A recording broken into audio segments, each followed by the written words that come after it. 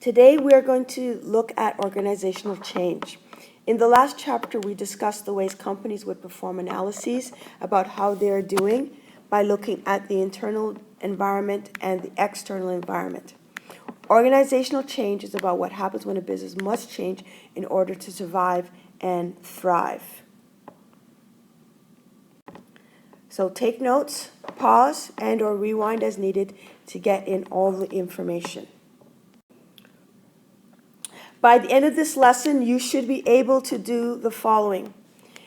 Identify a change leader, explain the models of change leadership, and explain the types of change, incremental and transformational, and finally, explain the forces and target for change. With innovation in our society so positively valued, the tendency may be to make change sound almost a matter of routine, something that is readily acceptable by everyone. However, the realities of trying to change organizations and the behaviors of people within them can be quite different. Change is difficult. People often resist change. How do you get people to accept change? Is the focus. For change to happen, you need someone who will take leadership responsibility for changing the existing pattern of behavior of another person or social system. That person is called a change leader or a change agent. They are alert to situations or people needing change, open to good ideas and opportunities, and ready and able to support implementation of new ideas in actual practice. So let's look at the characteristics of a change leader compared to a status quo manager. On the left side, the change leader, confident, willing to take risks, seizing opportunity, expecting surprises, and making things happen.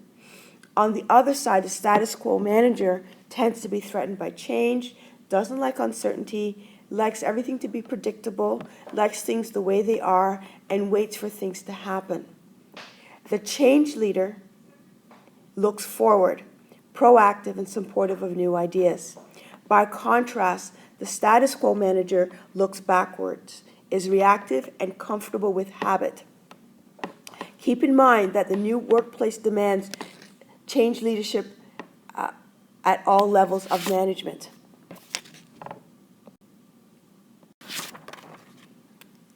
In implementing organizational change, there are three models.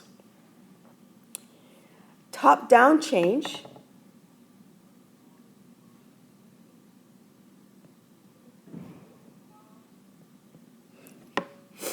senior managers initiate changes with the goal of improving organizational performance. However, we should note that research indicates that some 70% or more of large-scale efforts in North American firms actually fail. The most common reason for the lack of change success is poor implementation. Change programs have little chance of success without the support of those who must implement them. Any change that is driven from the top and perceived as insensitive to the needs of lower-level personnel can easily fail. Successful top-down change is led in ways that earn the support of others throughout the organization.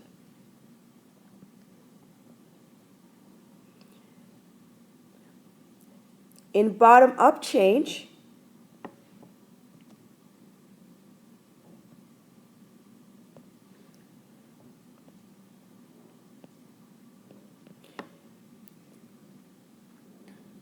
the initiatives come from any or all parts of the organization,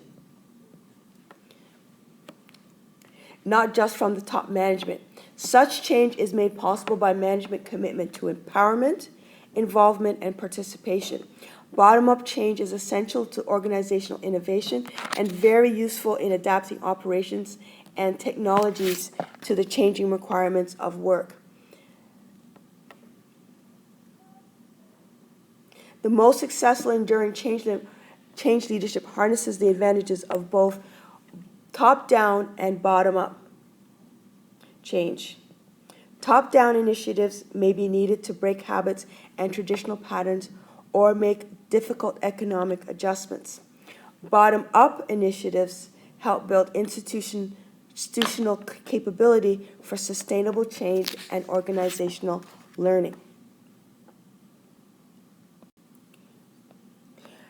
Good managers are forward-thinking and always on the lookout for performance gaps or discrepancies between desired and actual states of affairs that indicate potential problems to be resolved or opportunities to be explored. They pursue planned change, taking steps to best align the organization with future challenges.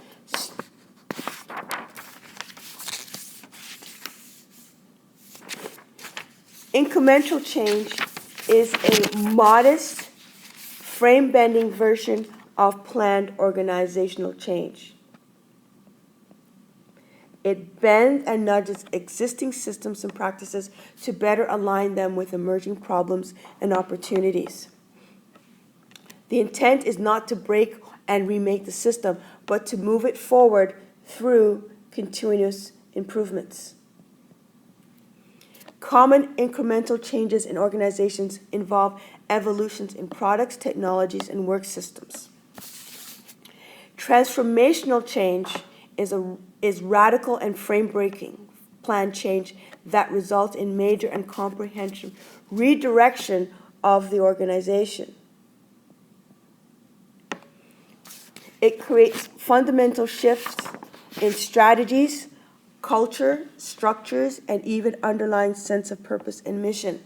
Transformational change is led from the top and is designed to change the basic character of the organization. Such change is intense, highly stressful, and very complex to achieve. So, how do companies do it?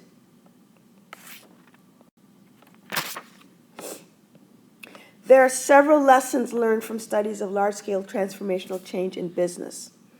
They are: establish a sense of urgency for change, form a powerful coalition to lead the change, create and communicate a change vision, empower others to move change forward, celebrate short-term wins and recognize those who help, build on success, align people and systems with new ways, and stay with it. Keep the message consistent and champion the vision.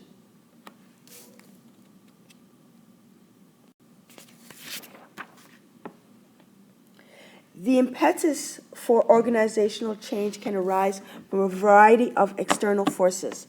These include globalization, market competition, local economic conditions, government laws and regulations, technological developments, market trends, and social forces and values. And as an organization's general and specific environments develop and change over time, the organization has to adapt or suffer the consequences. Internal forces for change are important too.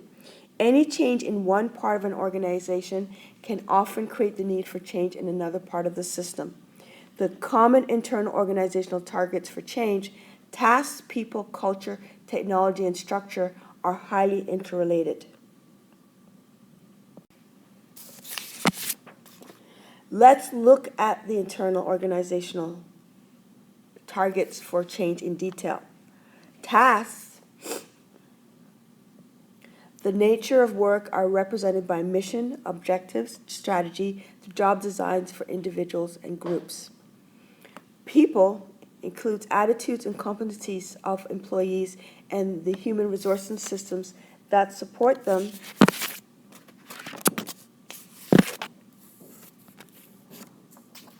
Culture is the value system for the organization as a whole and norms guiding individual and group behavior. Technology as operations and information technology used to support job designs, arrange workflows, and integrate people, machines, and systems. Structure is the configuration of the organization. including its design features and lines of authority and communication. So that's it for today. Organize your notes, review them, and don't forget to take the practice quiz posted.